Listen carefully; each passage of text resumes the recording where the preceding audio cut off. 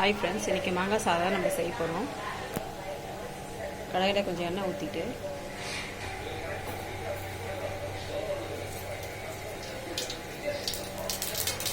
கடை பொரிஞ்ச உடனே பச்சை மிளகா, கருவேப்பிலை, வெள்ளைப்பருப்பு, உளுத்தம்பருப்பு நல்லா வதக்கணும். இதிலே பார்த்திங்கன்னா கொஞ்சோண்டு பெருங்காயத்தூள், கொஞ்சோண்டு உப்பு போட்டு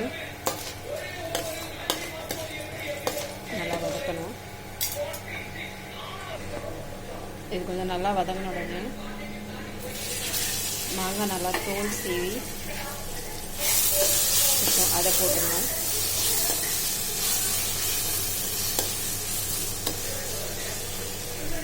இது கொஞ்சம் நல்லா சுருள வதக்கணும்.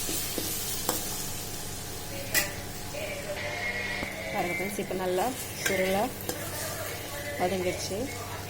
இப்போ இந்த ஸ்டேஜில் வேக வச்ச ஒரு கப் ரைஸ் இருக்குது, ஒயிட் ரைஸ். அதை நம்ம இதில் போட்டு மிக்ஸ் பண்ணிடணும்.